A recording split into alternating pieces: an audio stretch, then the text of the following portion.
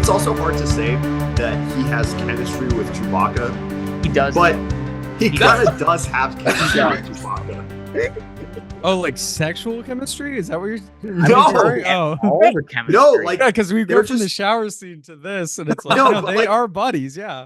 like, but like, and you know, obviously, in your brain, you're carrying the baggage of 4 Star Wars movies where you have Han and Chewbacca together. yeah. But at the same time, Alden is also bringing that energy to it, and like he's like kind of imparting this relationship. And obviously, like Jonas Suotamo, the guy playing Chewie's like very limited in what he can do. But like physically, he's very like, he's like he's into it, he's enthusiastic, and it's like, yeah, you can definitely like feel like, them vibing in a way that I think is very important, because if it's a solo movie and Chewbacca and Han don't have chemistry, like what are we even doing? Yeah, we've lost. Like pack it. And in, I mean, Alden has chemistry with everybody in this cast. I would say literally, he is just charisma to the max, like constantly smiling. There's so much like color in every line delivery, but like again, never overdoing it. He's like it's infuriating thinking that people were like zagging on Alden and bumping on this performance in any way. Like we all owe him one big apology. Like he is so great in this film. Yeah, he's like the last thing you could complain about this movie. Like seriously, if you're gonna roast this movie, like Alden innocent. Alden is innocent. Yeah. I want to shout out another line he had where like they're in the Kessel Run and he's like, are the TIE fighters still on us?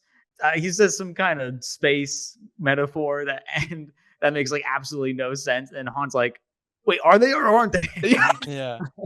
Seb, I wrote that down too. Again, and that's a Lord and Miller line. For sure. Yes, I was gonna say, I'll say this for later. I think almost everything that happens in the Falcon during the Kessel Run is Lord and Miller. I think that is like the most uncut Lord and Miller stuff in the movie. And the thing is that that's the best scene in the movie. Yeah, so that's what I'm like. Because he hurts his thumbs too. Yeah, that's another Lord and Miller. No, exactly. You can point it out. I wrote down like 6 lines in a row from that one scene. I was like, that's a Lord and Miller line. I was like, oh wait, no, this is just a Lord and Miller sequence. Or when like when Lando's trying to like give directions, he goes, it's left-ish. It's leftish. They are so good at evoking like naturalism, like in humor and from these characters. Like they're so good at that, and converting into this like broad humor. Yeah. The fact that Lando had his own pod, and that was in the Falcon, like he was just doing that while showing. He was a podcast. Lando's a podcaster. Yeah. I was gonna say we need to get him on here. He was a podcaster.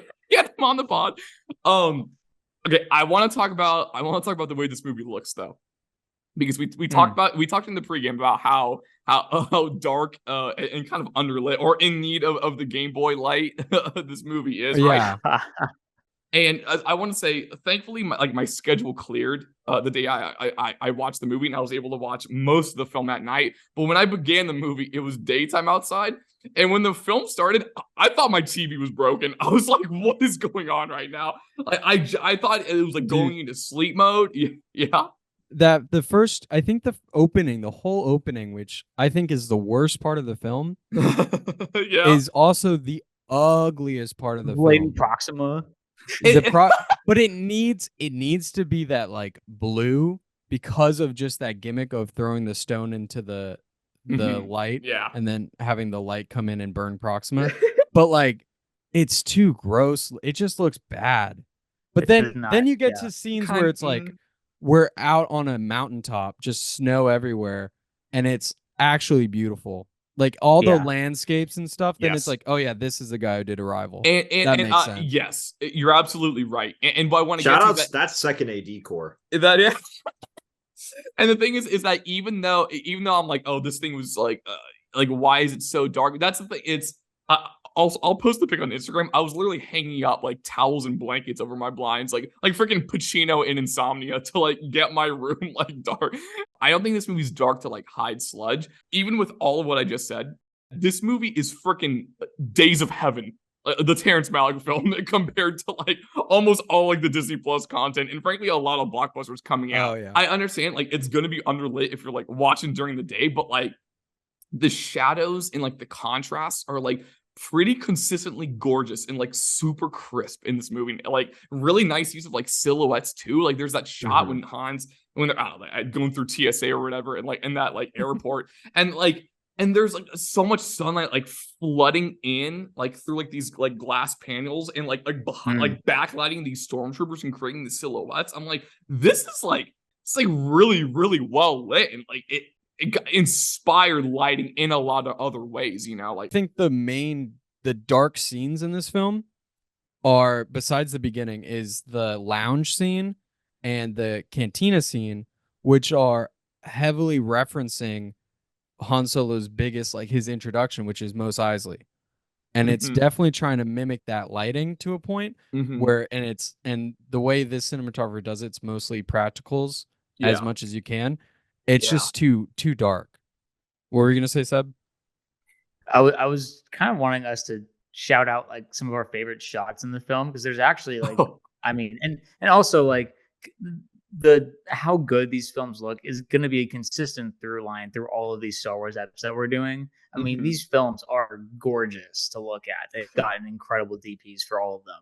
But which is why I'm like, I would take another one of these over, just because it again, like the production quality is like so much more like considered. There's so much more poured into like every single frame than just volume Tech City.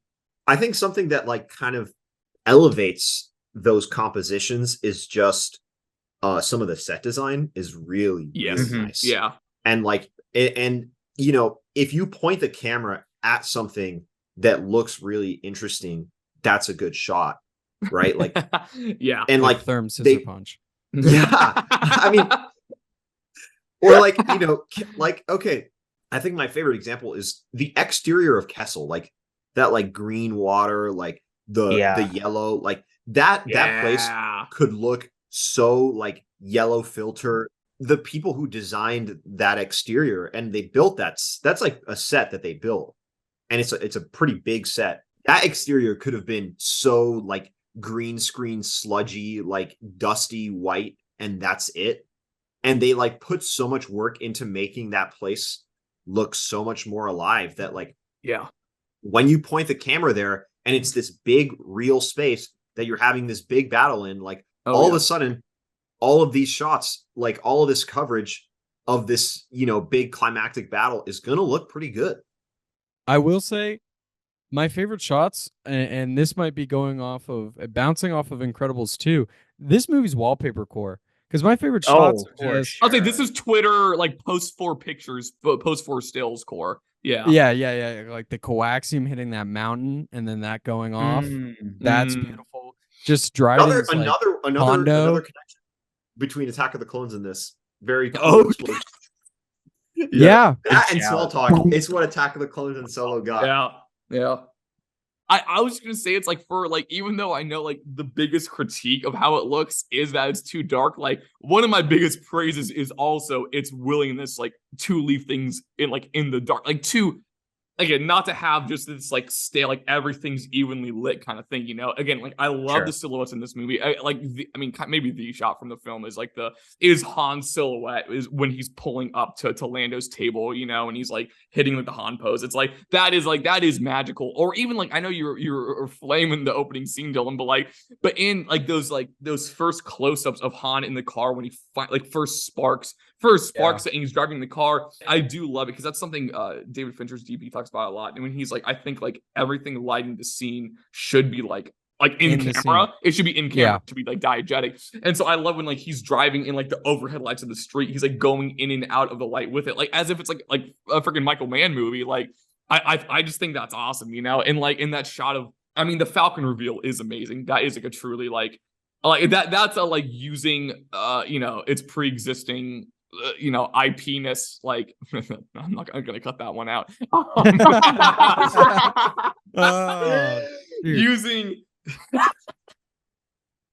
Now you have to leave it in. No, I think I'm leaving it in. I'm leaving it in. Using the franchise to its advantage, and like John Powell's absolutely cooking, and it's the reveal, and it's like it's like Han's looking up at the Falcon and all that. Like that works. That works. That's a gorgeous shot. And I know we're talking about, like, Dylan called it wallpaper core, and it's like, it's like a very, very easy to pull beautiful stills from this movie, but also maybe the most handheld of any Star Wars film, probably more than Rogue One. Again, like, these very like kinetic movements often, sometimes even like whip pans, which I think are very Lord and Miller. That's I feel like they were maybe more fond of using those based off just what I gleamed. But like, again, like that shot when Lando is running to get L3 after she gets shot, and it's just like going with him in a way. I'm like, whoa, like this is like really electric. It's like someone just took the camera off the tripod and just started running, with them. Yeah.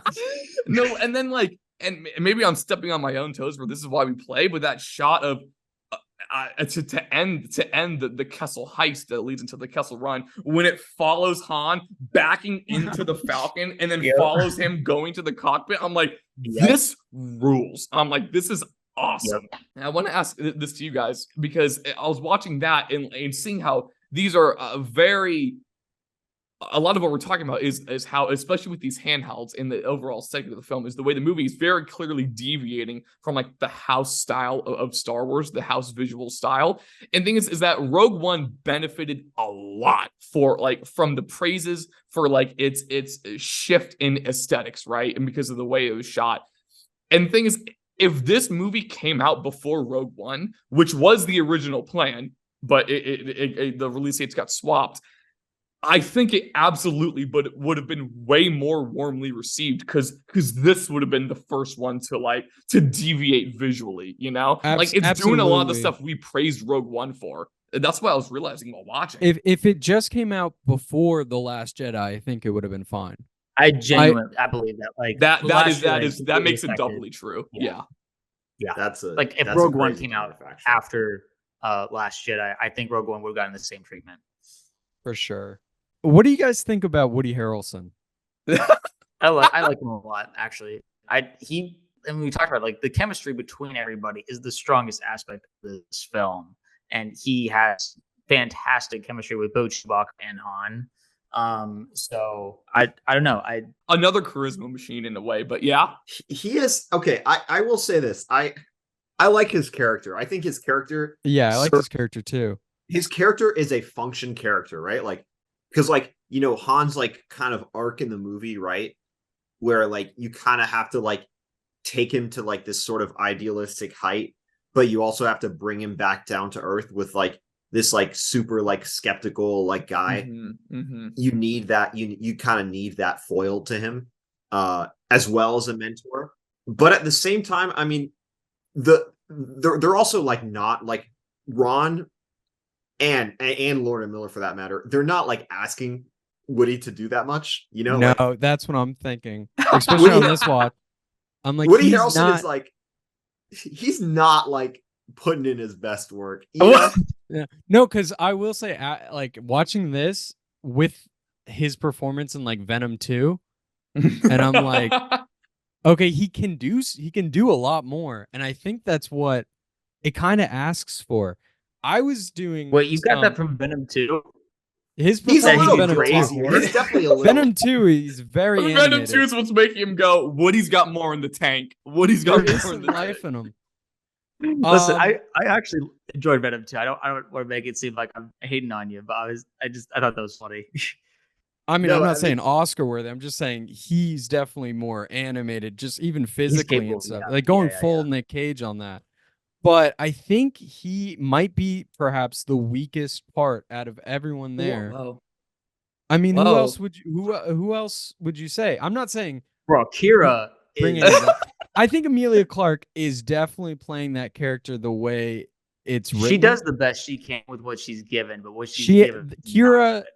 The thing with Kira is that she has to play her cards close to her chest the entire time. Yeah, but all she's doing the entire movie is telling you about stuff she did off screen that we don't get to see. You're like, I've done stuff you never would have believed, just so they can sell the end where she leaves. Like, that's the only thing they're trying to do the entire movie. I will say there is too much of like, if only you knew, Han.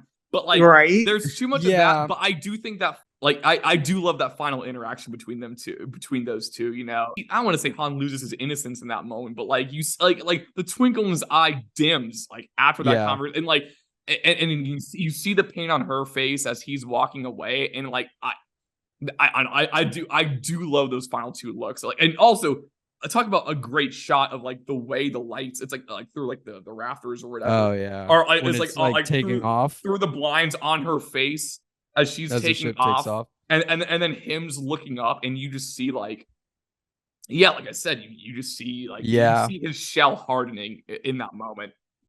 But I think after, with everything going on, especially getting betrayed and everything, it is a loss of his innocence. He has to switch to the pessimist that he is in New Hope by the end of this film. Here's what I like about Kira. I actually do quite enjoy that character. And I think the reason why is because, and you're right, Seb, there's a lot of illusion done, and a better movie. They just give us something to chew on, you know, don't just tell us. Here's the other thing. I'm glad that it happened off screen, and I'm glad that she doesn't open up, because I think that I think that character is like, she's almost like, she kind of becomes an ideal. She's kind of an ideal for Han. Yeah, exactly. You know? Like Han, like exists in his mind. Yeah, Han kind of puts her up on this pedestal that, like, really, like, she never really was that. Like, yeah, I really don't know what I would want from her character. Like, I get it. The second you give us examples of before and after, of like a change that has happened. Like, she keeps saying, I'm not the same person you knew, like when we left each other. Yeah. Like, I'm a different person now. And I'm like, I would have preferred to have seen that than you just telling me like 5 times. One of my gripes is that the gap between when she's taken away and from when we see her again, it's like the pacing is so fast. It's like, oh, has it been like a month? Yeah, that's a good point. Yeah, like you catch up with her again probably 30 minutes later into the film. That is like that is like a bumpy plot contrivance of just like, oh, you're here, let's go. Like, they just like, of the entire galaxy, they just meet up on that ship. But like, I try not to get too hung up on that stuff, because it's like, it's a movie, we're in Star Wars, and also it's like, I mean, the charisma and chemistry from the two of them is so good. Where it's like, Cape I'm just enjoying watching them. It's like, I'm not gonna get, you know, too lost in the weeds of that other stuff. Again, I think I just like that character as the concept of how she puts how Han puts her up on a pedestal, and also kind of how she, even though she thinks that she's like too far gone, she also like gives Han a lot of like credit, and she thinks that Han can be a better person. Well, he's the good guy. That's that scene. Yeah. You're the good guy. That's an interesting that's a cool dynamic. Is she's like, don't lose that innocence, don't lose that optimism. Yeah. Can I throw something out of left field? Please. That you guys will have a strong reaction to? When I was watching this, I was connecting very loose parallels to Pirates of the Caribbean. Whoa. Okay. With the dynamic being Emilia Clarke, obviously Keira Knightley, and Alden, obviously Will Turner, and that's where I would put Woody as Jack Sparrow, as the more experienced smuggler. It's that 3 trio dynamic of, you know, mentor, you know, kind of shady guy, and then like orphan, good guy, you know, who loves this girl. And then maybe some loose, you do the East India Trading Company as Don. If Tobias and Kira interacted more, and maybe if there was I was gonna for sure, he kind of stays more, he stays far away from her. Which do they even talk to each other like this? They could never. Yeah, they don't talk to each other outside of the planet. They ever. have no connection. Yeah, I don't know if Woody and Amelia have met. Also, when you said Woody's Jack Sparrow, I immediately thought Toy Story for a sec. I was like, what's Dylan cooking right now? I was like, this is crazy. That's why I was kind of like, dang, I kind of wish Woody was giving something funky. If he was, because he's a completely original character, if he gave something out of left field, I think more people would go like, oh, but I want to see more of that. And I think with Kira too, I can see that where Kira's like, stone cold, and it's like, well, I don't really want a Kira movie. I don't think anyone's asking for a Tobias movie either. No. I want a Rio movie. Rio for sure. I answered some joke of like, buddy, I got great news for you, and I send Dylan links to Rio 1 and 2, like the bird movie. No, I want Rio. My next gripe was I don't like after this rewatch, I don't like Memphis Ness. I used to defend them as like yeah. But the guy jumps into Rio's ship and he shoots first. What is their plan? Is I guess they thought it was Crimson Dawn or something like that. They're not squeaky clean. Although I do like the whole like that is. I think that is a clever tie-in of just of like them like not actually being the bad guys. I don't know. I like that. Yeah. I like that. Yeah, but she did. Oh, you don't support Rio. Them. I can't support Rio, bro. They killed Rio. And so Han's gonna go, you know what? I'll help them. They killed Rio. I actually do have an interesting, now that we're talking about Rio a little bit, and that so I thought you were gonna say Memphis Ness. Let's focus on Rio, guys. Memphis Ness is a better plot point than Rio. I do want to focus a little bit on what is this movie's kind of very insane narrative turn, right? Which is that you have the train heist, the Convey X train, we all know. Then in that scene, you kill off half the Rio. Crew. Yeah, you kill off Rio, you kill off Tandy. Like, why did she kill herself, dude? She could have waited, like she was like pinned down. Well, the train wouldn't have fallen and they couldn't have lifted up I know, but like there seemed like there was a good amount of distance between, like, the train was still like a couple minutes away, and it's just too damn risky. The initiative being like, I guess no time. Like my question is like, how do we feel about that? Because like narratively, it's such a huge like U-turn in the movie, and it feels almost to me like that's the moment where like they like took the movie away from Lord and Miller and gave it to Ron Howard. That does feel like an addition, like that feels like a change of them. I see what you're saying, because the movie it really feels like it's going in that direction of like, all right, we're gonna have like this crew and we're gonna have this heist, and they're on the poster. It's like Fanny kind of have these characters. I like, see what you're saying. We're kind of gonna have these characters like hang out and grow up together, and this is gonna kind of be like how Han Solo grows up. And then that would be cool. And then literally their first job, they all die except Tobias. Well, my counterpoint is if we stayed with them until like the third act and they all died, wouldn't that be too close to Rogue One? I don't know. I just think my thought is just like my thought is just and this is where I guess I'm gonna kind of get into like dangerous waters with everybody else here, but I think this is in a way maybe good that we didn't get the Lord and Miller cut, because I don't know how much I would have liked that movie, the movie of just them, just like this big happy family like doing this job. Like I kind of like more so it's like Han and the crew, I kind of like this U-turn, and like, well, they definitely I kind of like Lando. the characters experiencing this like kind of major failure, I get this. I know we're shifting into kind of conjecture territory, but that makes me think, because I'm like, honestly, I think the most Lord Miller stuff is typically scenes with Lando in it, and we keep talking about the charisma of folks in this movie.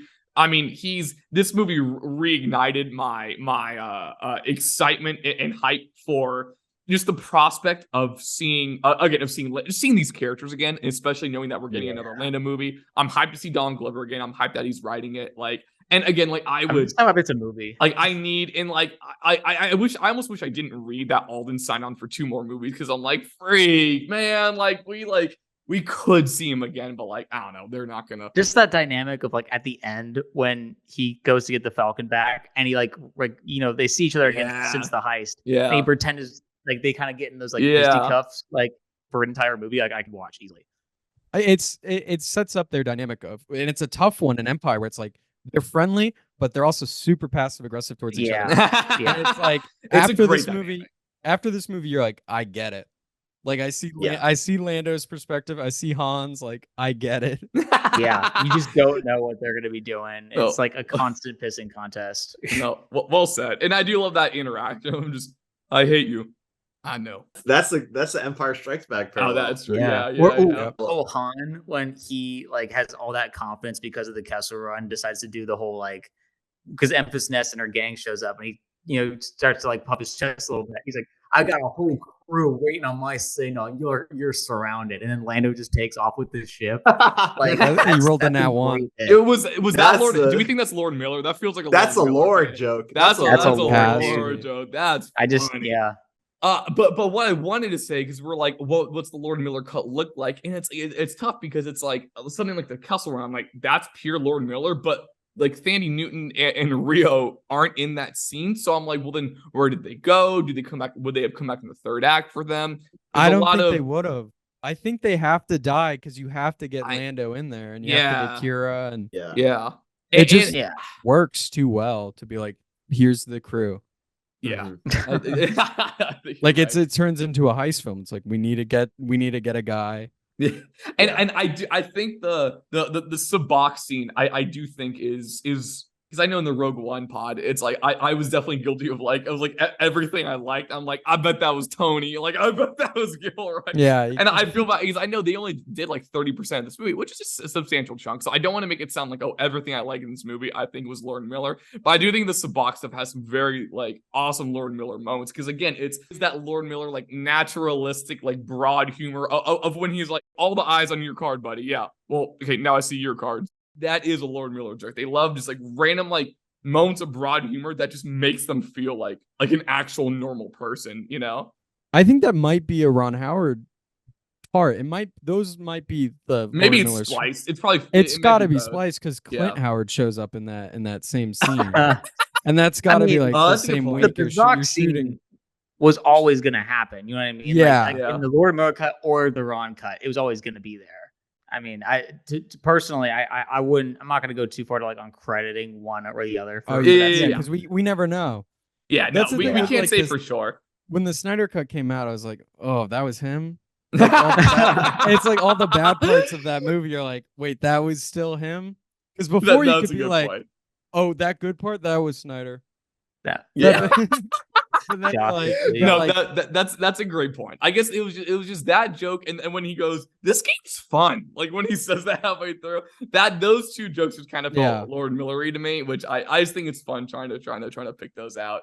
But I definitely think that a lot of it is like the infrastructure of the movie was made by Ron, and then they just kept like throwing in Lord and Miller jokes where they could good, dude. They just cover the ones because they're funny. This one, they know how to do comedy. Like the physical comedy between him and Chewie is just perfect. Where he just like shows his cards. Like this is at the end of the movie where he shows his card and Chewie's like, oh, that's just great bits. Yeah, it's like how movies or scripts they'll have touch ups for like. Add more jokes in, like Seth Rogen gets paid to add more jokes into certain movies. This is like the opposite. They got the jokes first, and then they made the movie. Like, okay, let's make a movie around it. We'll keep these jokes. That's definitely that's a good way to say it. How do we feel about we'll say the final confrontation, that third act between the final showdown with Dryden? And then I guess like the Woody shoot off. How do we? Oh, amazing! How do we feel about that? Amazing. I like a lot of it. I'll defend it to the day. This is vindicating. So I'm like, this is actually really well written. Like it's literally just yes. It's so well written. Yeah. Yes. Okay. The whole concept, and obviously, like every movie does this, but like you have like kind of like the oceans bit where it's like, okay, here's the plan. Cut. That's fun. Yeah. And then yes. I'm a sucker for it. The idea of him telling quote unquote Tobias his plan. Yeah. And really he's just manipulating Tobias. He's just manipulating Woody Harrelson to go do everything that he wants him to do. And it's like you said, people are predictable. I mean, like, it's kind of like an obvious beat to hit. but it's fantastic. It's like Superman 2. And you know, like it has actually my favorite line reading from Paul Bettany, and actually maybe just the best line reading in the movie, which is when Dryden Voss tells Han, you know, show me a sample of the coaxium. He's like, well, why do you need to do that? And then he says, I never ask for anything twice, Han. Yeah. I mean, that is, he's got like line. so much like menace and like power behind that. Like they're juicing. This cast is juicing so many lines. It's awesome. That confrontation him has in that whole so scene. much tension. It's like, I know it's this like crazy like pot boiler. It's just this like, especially when he's like, oh yeah, it almost looks like the real thing. Yeah. I would believe you. It's that good. There are like 7 different earned oohs in that scene of just like twists and turns, but not in a like just getting out of hand. I'm like, wait, this is like, I'm just like genuinely on the edge of my seat right now. Like this is a great sequence. It's a perfect like microcosm of like that little pocket of the Star Wars universe where it's like a bunch of scoundrels and like, you know, or what as Obi-Wan calls it, like, you know, the scum of like a hive of scum and villainy. Where it's just like basically guys who are just constantly turning on each other and like taking advantage of situations. So it's like as soon as Beckett realizes, like, wait a second, that is the real coaxium. Yeah. And like they have their dudes surrounded. He's like, I'm gonna take that for myself.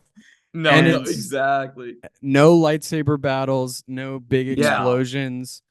It just ends with their wits, you know? It's the perfect like final showdown for a Han Solo movie because it's just him like talking his way out of this of this big showdown. Like it's not just some lame like cluster, you know, like shootout, right? You know, again, when it's time to do my thinking, I like to be the only one in the room holding a blaster. I mean, another great line. They're they nail a crazy amount of threes in that like 10-minute sequence. It's awesome. Absolutely. And one of my favorite dynamics of like this Paul Bettany performance is that he pretends to like give a shit about like when people like die or like his soft crew, side. Like, where they're like, oh, Becca didn't make it. He's like, oh.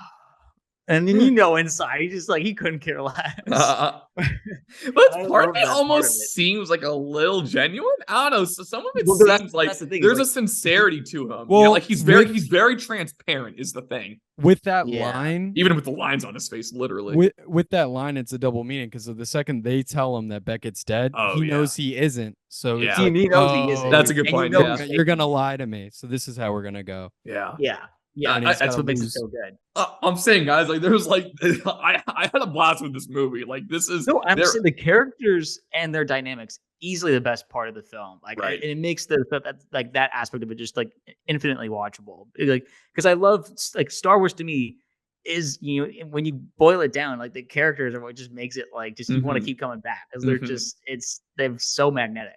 You miss Therm Scissor Punch. Yeah. You miss tagging bank, you know? You do. And like that's why I'm like, listen, I'm like these characters are fun. They're like impeccably acted or acted with just like just irresistible amounts of charm. Like it looks amazing. Even if this isn't like Mad Max Fury Road, you know, I'm like I wish we got more like this stuff like this, you know? So a line from Lando that felt like it was straight out of the original trilogy was where he's like, I don't like it. I don't agree with it, but I accept it. You know, like that feels like something that Billy D would have said. No, it's great. Those instant again, meme, instant meme. The characters just they feel alive. Exactly, even if, and I do agree with you, Seb. I do think that like maybe some of the arcs, like kind of like the progression of the characters is a little obvious. You know, it's a little basic, but it's like, again, I think the cast brings their A game, and it's like that's like all you can really ask. Absolutely. It's why I gave it a 7 out of 10. You know, it's not like, you know, this is like a 5 burger for me or something. You know, I would have lost my mind. I'm gonna be I was like, this also joins the Covenant list of movies that have like a 2.9 on Letterboxd that just boils my blood. Like it's stuff like that is leading me to saying things like, "What more did you like? What were you wanting?" I'm like, I don't. You know, I don't know like, what people could have wanted except more of the film. Yeah, that's what it's like. Lengthen that, you know, give us more scenes with Rio or whatever. It's like, let's have them stay with the crew a little bit longer, like stuff like that, where it's like, Sure, it's longer now. I thought about this a lot when Top Gun Maverick came out, because someone had a critic had a really good line about it when he was like, nothing in this movie will surprise you, like from like a story sense, but what will surprise you is how well it is doing all of these things. And I don't think it's inherently a sin to do quote unquote the obvious arc. It's just like, if you do it well, like if you land that plane in like a great way, then then that's what matters most. And so that's why I'm leaning so positively on it. And this movie lands in a weird spot of like, it's in so many ways it's not reinventing the wheel, but it's also at the same time, like we're saying, both visually and also like what Dylan and I were saying of just how this movie exists, is doing things, again, that are different, that don't exist elsewhere in the Star Wars universe, right? And so like it's this weird, it's this interesting dichotomy of being so unbelievably like, Rogue One, it was the same way, so safe and just like, we're gonna do these things, but also like this, I get, and maybe this is more so because of how Star Wars has evolved since then, it also exists in a category of its own in so many ways, which is an interesting thing to wrap your head around. So any last thoughts before we dive into our segments? Well, I wanted to ask, I mean, this is definitely that action adventure genre. Yeah. And it's like, if this came out before Last Jedi, even it doesn't even have to, but like if it came out around the time as like The Mummy, I think this like everyone like Attack of the Clones graphics or whatever, but still like you put it next to The Mummy, people are going to be like, this is amazing. I do agree. I do think that like it's an easy wreck. It's the same. I put it on the same level as like The Mummy, like those movies where it's like this, you're gonna laugh. It's gonna have some good action, a simple narrative, but you're gonna have fun. Yeah. I guess mean, here's what I'll say to that. I do. It is kind of just crazy that like, again, since 2019, the like kind of blockbuster action adventure space has so precipitously declined in the past 5 years that if this movie came out today, I think we would be like just pouring heaps of praise on it. We would be saying Star Wars is back, guys. Like that's what we'd be saying if Solo came out today. After Kenobi and everything, where it's like we've been stuck in that volume for so long. We have to escape from Georgia. Yes, having Star Wars be on an actual set, like, whoa, like they're outside. They're on a mountain somewhere. The cast isn't getting rickets being in some Atlanta studio. Yeah, but no, I fully agree. Okay, I'm very excited to have Dylan on for this segment. If Tim Robinson from I Think You Should Leave with Tim Robinson was in this film, where would we have casted him? What do we think? Oh, I think I know. I think I know it too. I mean, I know mine. I just didn't know. Dylan, go for it. Just right off the dome, Tim Robinson would have killed it as L3. Damn it! That's crazy. I like Phoebe Waller. Oh, I do too. Oh, can we quick detour on L3? Because again, like Dylan was saying, the Reddit comment boards definitely have some thoughts about L3, right? How do we feel about her in this film? She's great. She does Temple of Doom mini Temple of Doom. That's fun. The bits where she was like pretending to have where she was talking to Kira about like like he's into me but I'm not into him, like a robot saying all this stuff was just like really like just funny. And I have to imagine, I mean, once again, that's probably Lord Miller. I was gonna say the kind of like sexual or like innuendo stuff with L3 is probably Lord Miller, or when she's like squatting, searing the fence and is like, "Don't look." I was gonna say that's like that's Lord Miller. Shot. Yeah, one perfect shot, just her squatting doing the fence. That's funny. Yeah. But cast me the Vision. Like I want to see the Vision for Tim is L3. I think it's a 1-for-1. You don't have to change anything. It don't. Yeah, exactly. Like he's so passionate about droid rights. He's getting worked up over. Otherwise, you cast him as a different character. Like you can cast him as Rio, and then that character changes. But L3, I don't think would change. Exactly. That's interesting. Here's where I have him. Okay. And this is kind of a small part, but I'm like, he kind of kills this one. when Kira gets, so like the conceit of the Kessel Run or of the heist, Kira gets off and she meets that guy from the Pikes, and he's like, and they're like negotiating that exchange. I think you put Tim Robinson there, and it's like this like otherwise like very boring generic villain. Oh, for sure. Just becomes like he starts like chewing the scenery, and he's like really intense. And Kira's like, I can't believe I have to deal with this guy right now. And once things start to go wrong, his reactions, they just add so much more to that. That's like I was having a good time. I was at an 8, and now I'm also chuckling. I'm at like a 9. Yeah, he could have had a bit there. He could have been fully blinked out. They could have what they could have done is they could have gave him the dice. He just has dice in his pocket.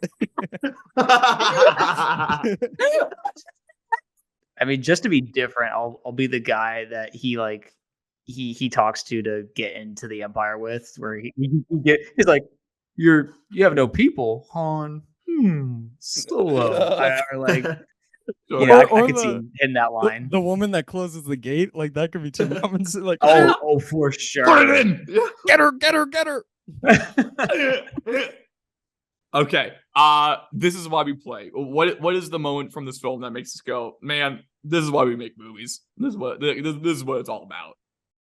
I can start us off if we want, if you guys need a little time to think. I think I talked about it earlier, but I think just that stretch, I think the best scene in the movie is the Kessel Run sequence, and I think it's so cool that the most fabled part of this story, it's like, again, the most like, oh, he did the Kessel Run in whatever parsecs. It's cool that part is also the coolest scene in the movie. It's cool that it kind of lives up to that, to the myth in a lot of ways. I like that, but specifically, I think it's kind of everything from that final stretch of the Kessel heist when you have Lando flip the gun to Han and they're shooting out, and then you have the shot that follows. Dude, that shot was so good. You have the Lando running into the running to go get L3, and then you have the shot of Han that follows Han walking backwards into the Falcon that begins the Kessel Run. That begins the best part of the movie. And it's that sequence where it's like it really feels like it's just like it feels maybe most confident in itself and is relishing the cards that it's been dealt, and is again like and presenting Star Wars in a way that's slightly that we haven't really seen, and it's there's so much verve. It's having so much fun with itself, like in that sequence, but also doing it with like genuine like cinematic flair, and so I really enjoyed that. I want to go a little bit out of left field because and I said this a little bit, I think like this movie, like I don't know, I don't think it has like deliverables on a kind of insane, like this is a crazy contribution to filmmaking type of level. But sometimes this is why we plays are just like really, really good set design. And I just really, I just love how they like went into Kessel and like, again, like that environment, like even in a good movie, that environment could look pretty bland, and like they turned it into my favorite Battlefront 2 map, like and so like just the way that they like put that set together, and like and then like you have it lets you have fun moments, like when Kira throws those 2 thermal detonators like into those like crowds, and like like they're like against like the cliffs, and you have all those like kind of like tunnels that the Pikes are coming out from. They have all their guns set up. Like it's just details like that, man, that go like, man, like every single person on this movie, like working in that crew, they've got talent. They're doing something cool. I really like that pick because I think it's doubly resonant with the additional layer of like of our desire for Star Wars as film, as opposed to it on the small screen. And, and so because we don't get that Kessel set if it's dropping on Disney Plus, for 1 week. Except Andor. It's always got to say except Andor. But I think it's a great point. Yeah. So I think the closest I could get to one is just like the feeling that the ending gave me, where he's like in the classic outfit with Han in the cockpit, and they've kind of have like that classic dynamic that you've come to recognize from the originals, where he's like, like, "No, trust me, it's gonna work. Like, what if they steered you wrong?" And you're just like, if you didn't smile when you're watching that, like, they're like, "What are you doing?" You know, Or when like Chewie takes that seat in the Kessel Run, yeah. yeah, that's what I'm Oh, saying. when Like, Chewie takes a seat for the first time, it's like, oh, ooh, and match Han made in just heaven. he just looks at him like he's just like, man, like it's like this guy's always been here, you know, like been next to me. Yeah. It's just that dynamic to end the movie on that like just felt right because that was just the core of the movie to me. Okay. Yeah, and they confirmed that he's 190, and he hints that that he was has a great moment. and he hints that he has a family, which plays off the Star Wars Holiday Special where he has a full family. Oh, Chewie, that's true. Yeah, Chewbacca, Lobaka, Itchy, or whatever. Like he mentions him subtly. I think my favorite scene is definitely the climax of the movie with the coaxium and the standoff. This is my other option. Yeah, because all of these options are great. I do want to give props to the costuming. Watching this movie this time, I was definitely noticing. I mean, there's a reason why Billy D. Williams comes back and he's in the yellow shirt. Like, it's such a good look for Lando. And then it's also like that's something Han Solo would wear. We're so used to him just wearing the vest, or like he wears like a green jacket for Return, but it's like most of the costuming in here, it's like it's solid. And they reference Return of the Jedi with Woody Harrelson wearing the Lando mask that he wears, like that guard. Right. So it's so nice. It's so detailed where it's just like here's a nod here, here's a nod there, without having to be too blatant. But yeah, that climax, it's like everything falls into place right there. And that's like a perfect ending to the film. And then that ending, that little tease at the end, the card games, he's back, he's learned to hustle. It's like you gotta smile a bit. Like you kind of grew with Han. Yeah. I love that. From like a filmmaking sense, what do you appreciate most about the climax, about that final confrontation with Dryden? Like, what makes you go like, oh, like that's just good movie making? From like we said, within the Star Wars genre, this is the first one where it's just guys with a gun standing at the other end of the room. War of the words. Yeah. No Jedi in sight.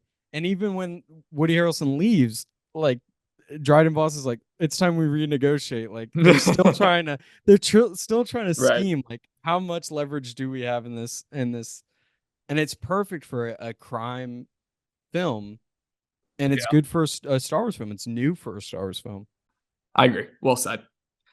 And for the one time they do show a Jedi / Sith like Darth Maul, it's fun. Like I'm not like really. Like, it doesn't ruin the movie at all. And if you're a fan of the shows, people are like they get like mad about like how random it was, and it's definitely him igniting the lightsaber just to remind us who he is a little goofy. But I know what you're saying. It's like nothing to get bent up out of shape for. Yeah. It's Star Wars. I'm not getting bent over it. That's true. We can live a little. Yeah. How did you feel about it, Mateo? The cameo. Yeah, I mean, I think when I saw it in theaters, I was like, okay. Oh, really? Like, I was like, because I had seen it, but I was also not sure about the timeline. And I was like, but he already died in Rebels. So, like, where does this fit? And I was like a little lost. But then also, I mean, watching it again, I'm like, he just grabs the lightsaber with the Force, turns it on, and then puts it away. Okay. That was like a little pandering, but like, yeah.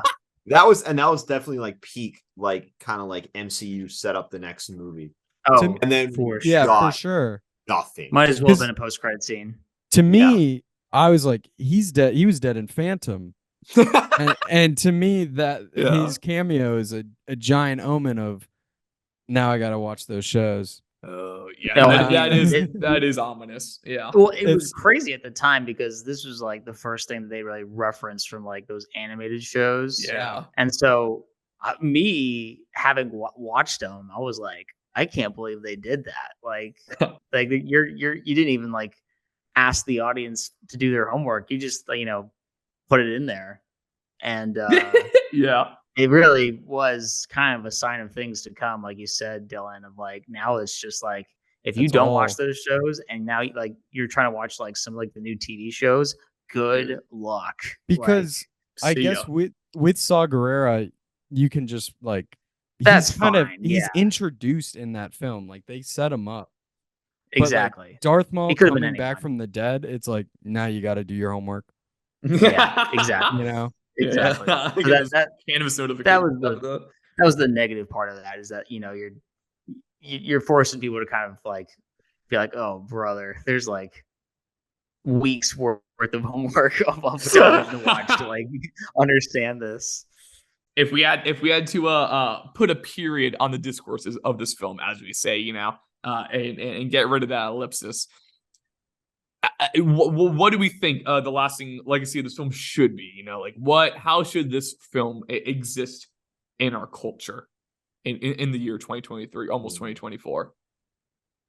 I'll just start us off and say that like I kind of already said this in the beginning. Like I've kind of already given how I feel here, but a couple films we've covered on the pod already, I've kind of deemed as like taken for granted, and maybe that should become almost like a category of like if we were to do categories of how we kind of classify these films at the end, and this is where this film would fall for me, and maybe to the greatest extent yet. Again, like I said, like if this came out now, we'd be saying Star Wars is back, and like I stand by what I said of just like it's imperfect, but I would do anything for a Solo 2 or for another film like this, as opposed to another Disney Plus 6-episode event, man. Like I'm like on my hands and knees begging for something like this, and yeah, it's just that simple. I think it's taken for granted and ought to be like even more than Rogue One, appreciated for what it is as opposed to what it quote unquote could have been, right? I wanna echo something that Seb said when he was talking about his "This Is Why We Play," and I think it's something which is maybe controversial to some of our listeners, but it's the idea that nostalgia, right?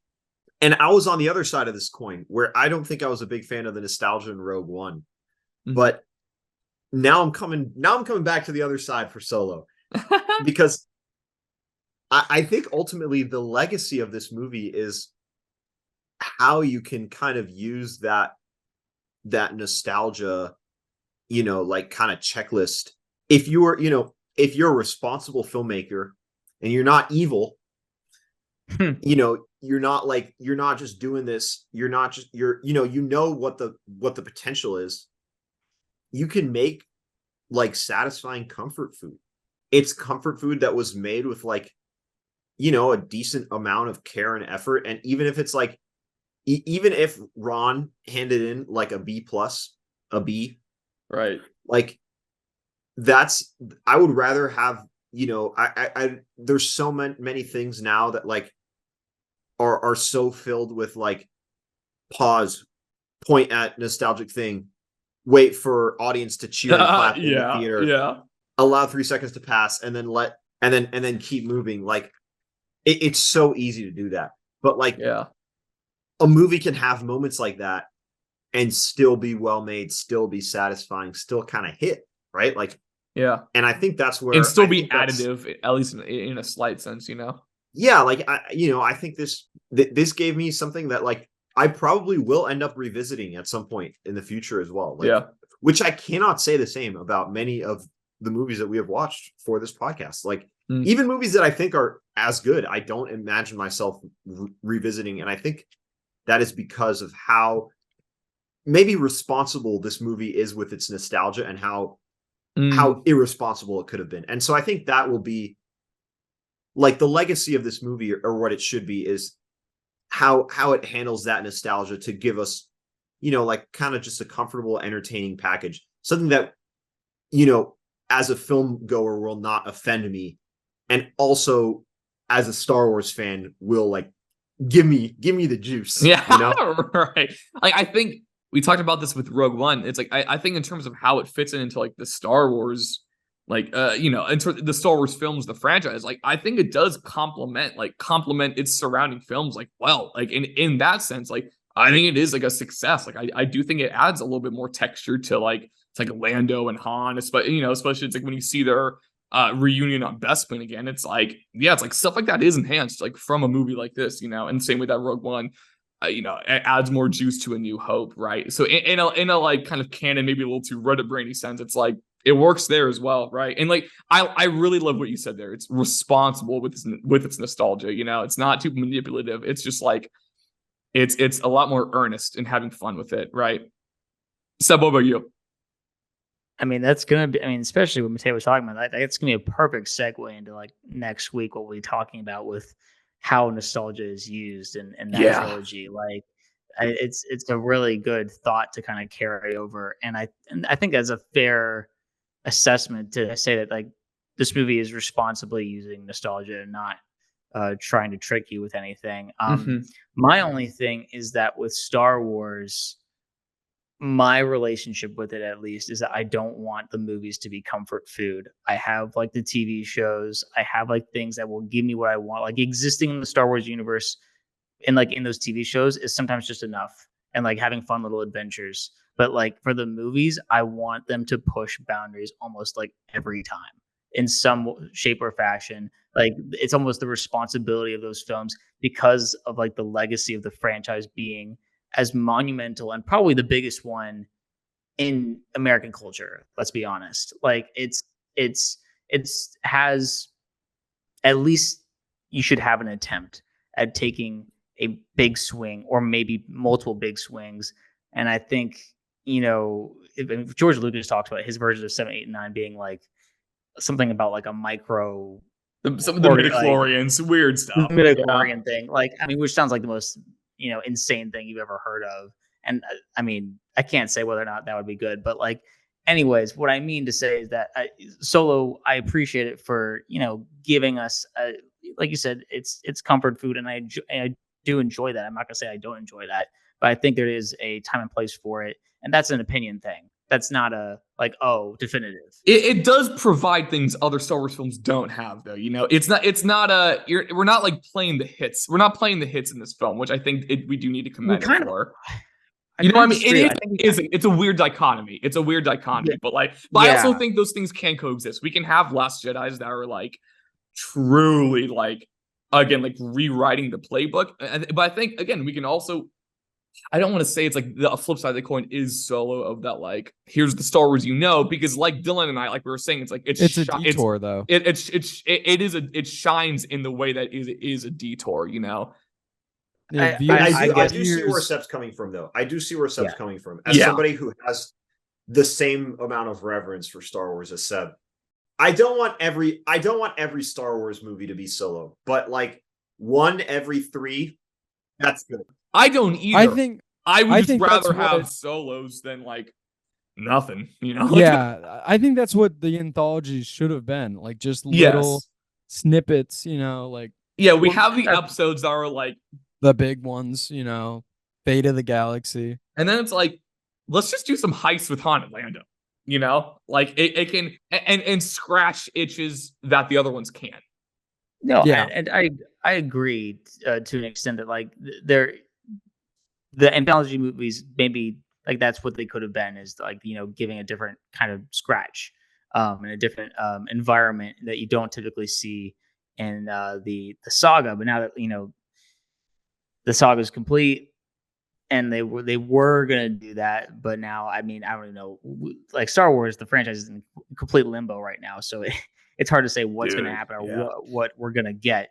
But in terms of what we have currently, Solo is an example of something that I enjoy, but I don't want to get too much of. That I think that there is. I get that. Yeah. Oh, you know what I mean? Yes, I totally get what you say there. It's like I'm not saying that either. Of just like, I want the next 5 Star Wars films to all be Solo-esque, Right, I mean, there are things about Solo. Dylan screaming.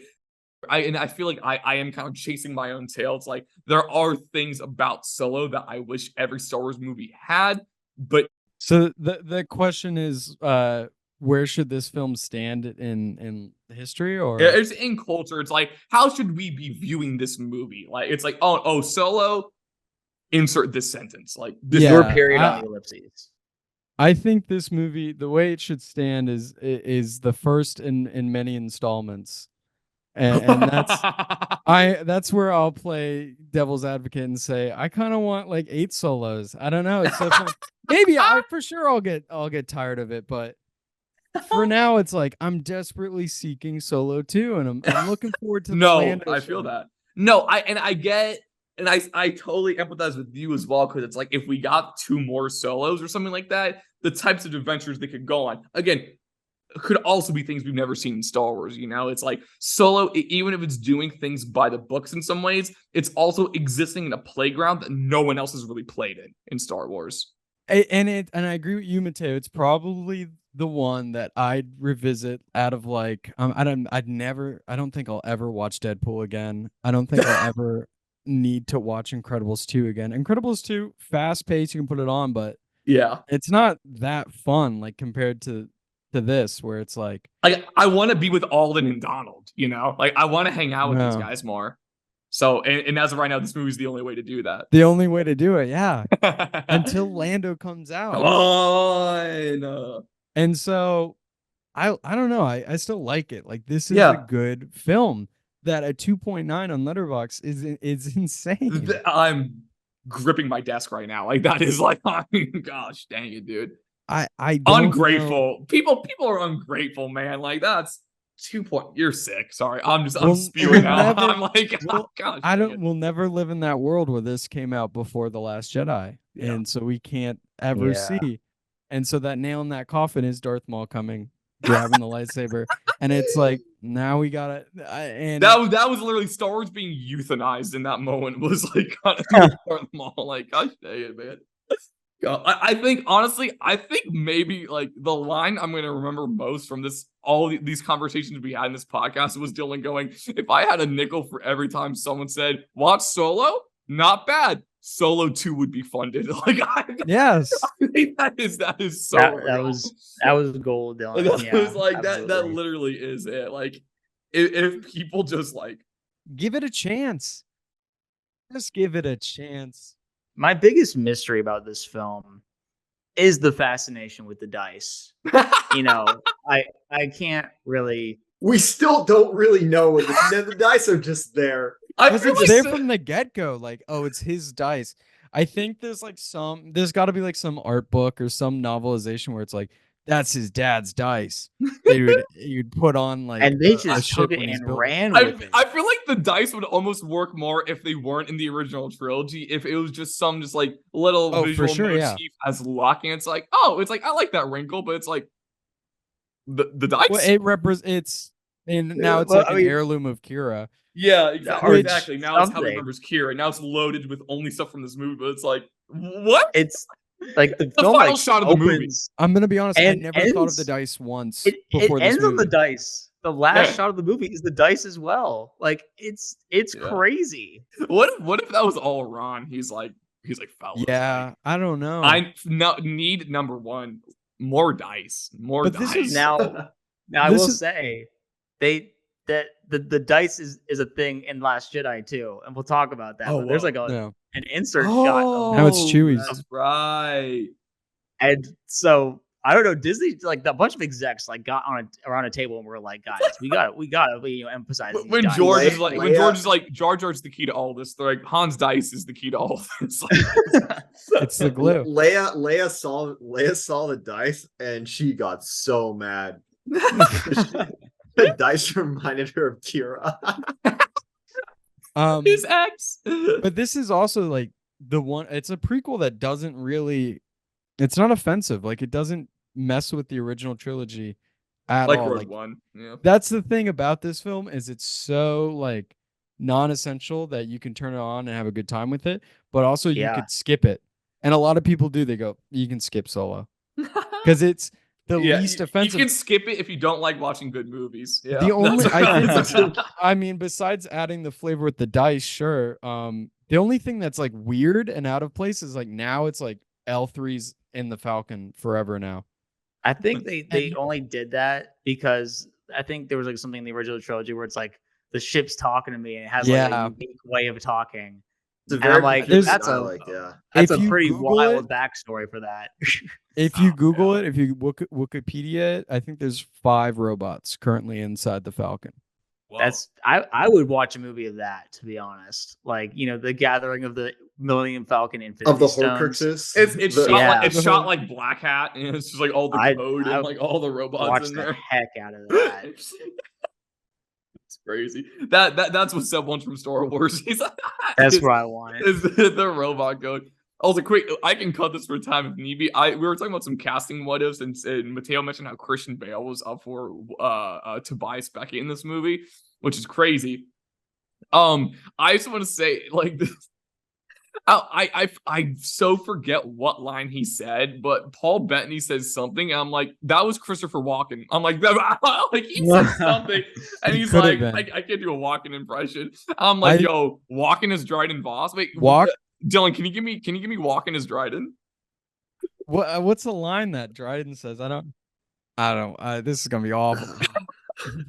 Wait, let me. Find a Dryden Voss quote. I can cut it looks there. Just like the. I can't do a voice, but it's just like the real thing. Wow, it looks just like the real thing. I never asked for anything twice. I think he would have been great. Actually, I would have loved. That's Walken, what I'm saying. And I've told you guys. I think I told you guys. I think Bill Murray as Tobias Beckett. Bill Murray as Tobias Beckett's fine. I can't unsee Bill Murray after Ant-Man 3. Like and doing anything sci-fi. I forgot he's in that movie, been before Ant-Man 3. I mean, that's what I was like. Oh, he did Ant-Man 3. He would have been down for this. When he's talking about Corellia, he's like, the smell. He's like, oh, no, not Kira. No, she has a soft spot. I could definitely. I would love that. Dryden's art is death, and he's about to faint. Oh, if we're out of options. I mean, he would have killed it. Enfys Nest. She's a marauder. Well, like walking in like 7 psychopaths. It's like, I don't care. It's like stuff like that where it's like, yeah, he could have done this. I think every week on the pod now, we're just going to choose a character, have Dylan come on for 5 minutes, do that character as Walken, and then just... Wait, Dylan. Albert Brooks is Dryden Voss? Again, that would have been perfect too. That would have been good with an older Tobias, and then I'm like, maybe these guys were friends. Yeah, I like that. It's like, well, then I can see that relationship more than just this is a transactional one. Maybe they're buddies. You know what? Now that I've been thinking about it, like I feel like this is like a film that like non-Star Wars fans could watch. Not like anything like as like their first Star Wars film, and they'd be fine. Yeah. What validation? Thank you. No, I mean that's not me saying it's like it's like better than other Star Wars movies. No, I know, but that's what I was saying in the beginning. And and Mateo was like, "You should put on A New Hope." I'm like, "Yeah, I know." Like, like I'm not gonna come to my 24-year-old buddy who hasn't watched Star Wars and be like, A New Hope time. Like I get what you mean. I'm glad you're on the same wavelength. Yeah, there's less of a rabbit hole with Solo. You're just like, let's just enjoy. No, that's what I'm saying. If someone's like, a movie night, what should I watch? I'm like, this is kind of on that list of just like, because there are other. I've like in the same way like Ocean's 11 is on my movie list. To like recommend to others. It's like, they're on Solo. I think besides Chewbacca, if someone had no knowledge of Star Wars, never seen them, besides like the marketing. And the fact that Chewbacca is Chewbacca, but besides Chewbacca, like you could probably show someone this movie and they'd be like, "Wait, that was a Star Wars film." It's like maybe it's like, "Oh yeah, wait, that's a stormtrooper." But it's like besides that, it's like, yeah, wait, that was Gravity Boots. That's cool. I have to shout out like them using the Empire theme like as like an advertisement propaganda thing. Like that's fine. Yeah, that's good. That's good. As seen in Star Wars Rebels. As seen. Okay, any final things you guys want to get off your chest before I hit and record? That's We nailed. Seb, I know Seb wants to talk about Kira more. I know that's what he wants to do. Actually, let's break it down. I'll send you my favorite Kira fanfic, Seb. That really like no, my goes into that get character. TikTok. It's just gonna be full of Kira fan content. cam. Oh, I know Dylan probably has some Kira fan cams for you. I think I have a solo Lando fan cam with Tyler the Creator. Are we still friends? I think I have that like on lock. I'll have to find that in the depths. But I'll post that on the account. Like I know when this episode goes up. That's amazing. Okay. Dylan, thank you for joining us. This was a blast. Thank you so much. That was awesome, bro. Yeah, you brought a lot to this app. I'm really glad we had you. Also, Dylan just did a thumbs up off screen. He is still on the Zoom. I'm not. I just leave. I'm not just ADRing this right now. Yeah. And so that being said, okay. So next week is Postscript history. So next week, the roller coaster bars are coming up. So the next 2 weeks are solely about the sequel trilogy, right? And next week is entirely just the pre-watch for episodes 7, 8, and 9. So we will just be set because boy, will the table setting to end all table settings, right? We will be setting up our revisiting of the just like toxic pools of discourse for episodes 7, 8, and 9, right? And then we will, we'll give ourselves a week. We will rewatch the 3 movies, and then next week, the week after that, Christmas Day, we will be giving our post-mortem, our post-game on the sequel trilogy in full, right? So what better way to spend your Christmas than to listen to us? Than relitigating the worst conversations of your life from 4 years ago. Yeah, something to discuss with your family on Christmas. So, that being said, hope you guys join us for that, and we'll see you all next week.